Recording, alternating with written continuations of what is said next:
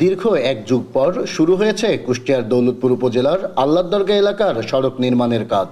সড়কের পাশেই স্তূপ করে রাখা হয়েছে নিম্নমানের ইট, যা ব্যবহার করা হচ্ছে সড়কের কাজে। যদিও এ কাজে ব্যবহার করার কথা রয়েছে ১ নম্বর মানসম্মত ইট, তবে এই নিম্নমানের ইট দিয়েই রাতের আধারে দায়সারাভাবে করা হচ্ছে নির্মাণ কাজ, যে কাজ নিয়ে অভিযোগের শেষ নেই স্থানীয়দের। প্রথমত হিয়ারিং করছে, দ্বিতীয়ত হিয়ারিং পাড়ার আগে যে রোলার করতে হবে সে রোলার নাই, শুধু ভেকুদি সমান করে হালকা করে বালি ফেলে দিই, টুট করে গাইতে চলে যায়। ঢালাই হলে আর একটু ওষার হলে ভালো হতো। সিকুন এই রাস্তা তো এর আগেই তো মোড়া ছিল। সম্প্রতি জেলার ভেড়ামারা উপজেলার রাইটা গোলাপনগর সড়কের কাজ শেষ করেছে এলজিইডি, যে কাজেও ব্যবহার করা হয়েছে নিম্নমানের সামগ্রী। ফলে মাস না পেরোতেই উঠে যাচ্ছে পিচ।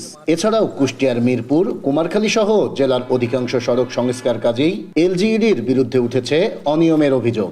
স্থানীয়রা বলছেন, রাতের আধারে তড়িঘড়ি করে নিম্নমানের সামগ্রিক দিয়ে দায়সারাভাবে শেষ করা হচ্ছে এসব সড়কের কাজ। সড়ক সংস্কারের নামে এলজিইডির কর্মকর্তা ও ঠিকাদারদের যোগসাজস্যে লুটপাট করা হচ্ছে বরাদ্দের কোটি কোটি টাকা। ওই দিন রাত কাজ করে তাড়াহুড়া করে কাজ করে চলে গেছে। রাস্তায় এলো এলজিডির লোকজন সব লুটিপুটি খাইছে, ঠিকাদাররা লুটিপুটি খাইছে, মাটির ওপরে পিচ ঢালাই দিয়েছে। টিআইবির প্রতিনিধিরা বলছেন, এলজিইডির কর্মকর্তাদের দুর্নীতির কারণেই সংস্কার কাজে অনিয়মের সুযোগ পাচ্ছে ঠিকাদাররা। সরকারের বরাদ্দের কোটি কোটি টাকা ব্যয় হলেও তা কোনো কাজে আসছে না সাধারণ মানুষের। এর জন্য সম্পূর্ণ দায়ী হচ্ছে এলজিডি।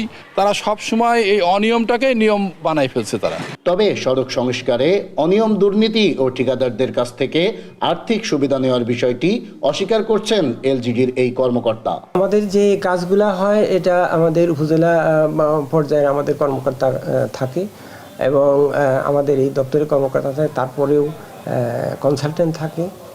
এরা সম্মিলিতভাবেই আমরা যৌথভাবে তদারকির মাধ্যমে এই কাজগুলো করে থাকি। সড়কের কাজে এমন অনিয়মের সাথে জড়িত এলজিডির কর্মকর্তা ও ঠিকাদারদের বিরুদ্ধে তদন্ত সাপেক্ষে ব্যবস্থা নেওয়ার দাবি স্থানীয়দের। নাহিদ হাসান তিতাস, দেশ টিভি, কুষ্টিয়া।